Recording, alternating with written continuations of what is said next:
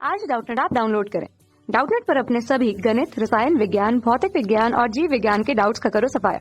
बस प्रश्न की फोटो खींचो, एक ही प्रश्न को क्रॉप करो और तुरंत वीडियो सोल्यूशन पाओ। अभी डाउनलोड करें। क्वेश्चन दिया है कि विक्षेपण क्षमताओं ओमेगा 1 तथा ओमेगा 2 के पदार्थों से बने हुए दो पतले लेंसों की फोकस दूरी क्रमशः f1 तथा f2 से प्रदर्शित की गई है। अब दोनों लेंस संपर्क में रखे हुए हैं और यह संयोग कोई वर्ण विपथन नहीं दर्शाएगा यदि उसकी कंडीशन हमें दी हुई है विकल्प के रूप में कि अगर ओमेगा 1 और ओमेगा 2 का मान बराबर हो। दूसरा कंडीशन यहाँ पर f1 बटे f2 का मान ऋण ओमेगा 1 बटे ओमेगा 2 के बराबर हो।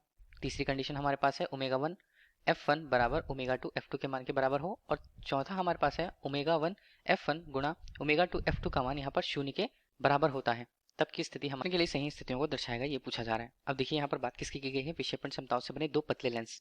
हमारे पास दो पतले लेंस हैं, ठीक।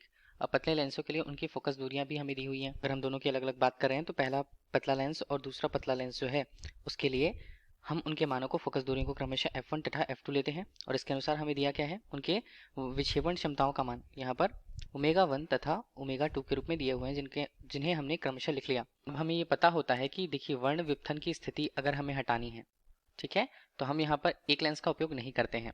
एक लेंस की जगह हमें दो या दो से अधिक लेंसों का उपयोग करना होता है और इसके लिए हम दो या दो से अधिक लेंसों को संपर्क में रखते हैं। तो हम यहाँ पर हमें जो दिया हुआ है दो लेंस हमें संपर्क में लेने पड़ेंगे।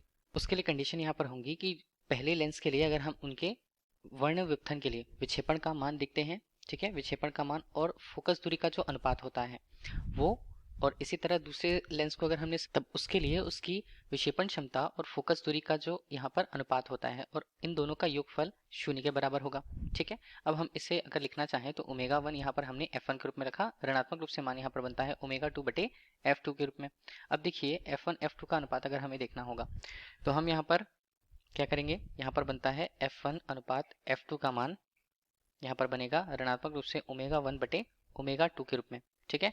तो ये हमारे पास एक कंडीशन होगी, ऐसी कंडीशन वर्ण विपथन जब नहीं चाहिए होती है, ठीक है। तो ये हमारे पास एक संबंध मिला फोकस दूरियों में और क्रमशः विक्षेपण क्षमताओं में। तो ये हम देखें तो कौन से विकल्प में दिख रहा है, विकल्प ब पर दिख रहा है। तो ये हमारे लिए इस प्रश्न का सही उत्तर होगा। धन्यवाद।